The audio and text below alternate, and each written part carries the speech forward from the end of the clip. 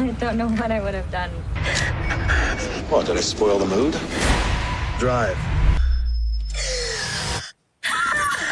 Go! It's not gonna cut through the door. No, I don't expect it will. You're here for a reason.